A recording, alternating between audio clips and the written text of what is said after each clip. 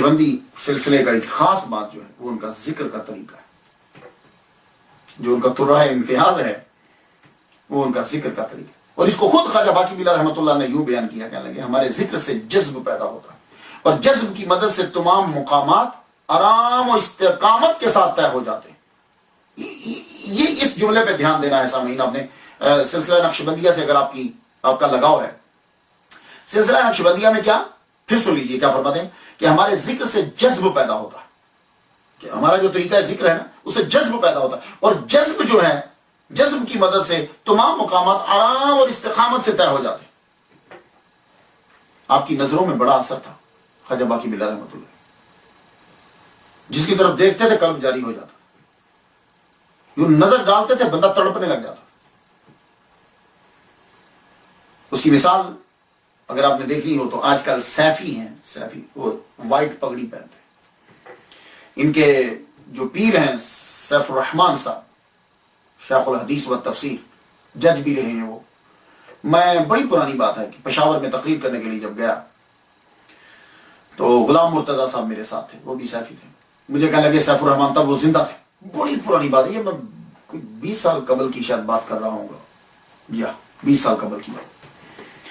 तो कहने लगे कि मिलना है आपने। मैंने कहा यार क्यों नहीं, इतना बड़ा पढ़ा लिखा आदमी है तो जरूर मिलना चाहिए। मेरे 2 जलसे थे पेशावर में, तो एक जलसा मैं कर चुका, तो मैंने कहा दिन का टाइम बहुत लंबा है तो चलते हैं। सब इंतजाम कर दिया गया तो बाद में पता चला कि रास्ता जो है वो बड़ा खराब है, गोलियां एक तरफ दूसरी तरफ से चलती रहती हैं तो नहीं जा सकते। मैंने कहा लेकिन हुआ ऐसा कि 12 मार्केट से जब गुजर रहे थे तो उनके साहबजादा जो शेखुल हदीस हैं उनसे मुलाकात हो गई।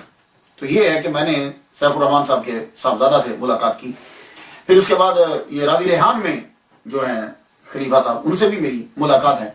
इनके यहां जो है एक सिलसिला वही है, इनके वो भी जो सैफुर रहमान साहब थे वो भी यूं देखते थे जब बंदे को तो उसका कल्ब एकदम जारी हो जाता था।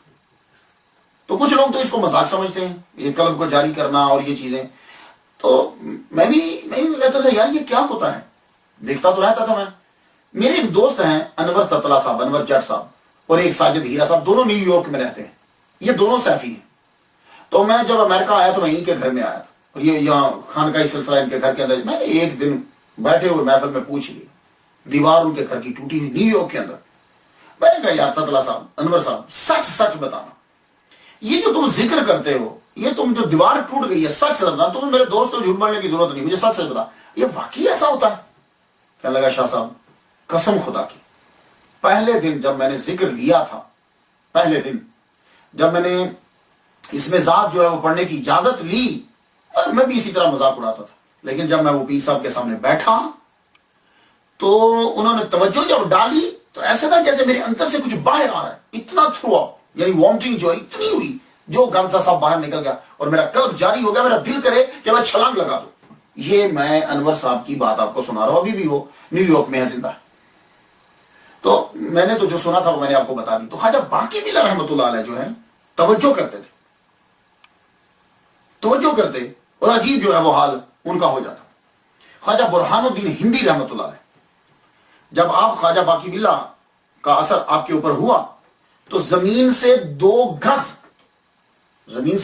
गज ऊपर उछलते थे और अपने आप को दीवारों और दरख्तों के साथ दे मारते।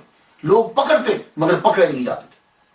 ये ख्वाजा बाकी बिल्ला, ये नक्शबंदियों के अंदर ये चीज है। मैं इसलिए आपको बताना चाहता हूं कि कुछ लोग ये समझते हैं कि ये सैफियों ने कोई बिजली को ट्रिक बाजी चलाई, नहीं, ये इनके पीछे से सिलसिला ही ऐसा चला रहा। तो फिर सुन लीजिए, ख्वाजा बुरहानुद्दीन हिंदी 2 गज जमीन के ऊपर उछलते जब ख्वाजा बाकी बिल्ला रहमतुल्लाह ने असर डाला, 2 गज, और खुद को दरख्तों और दीवारों के साथ मारते थे। लोग पकड़ते और पकड़े नहीं जाते थे। अल्लाह अकबर जल्ला शान। तो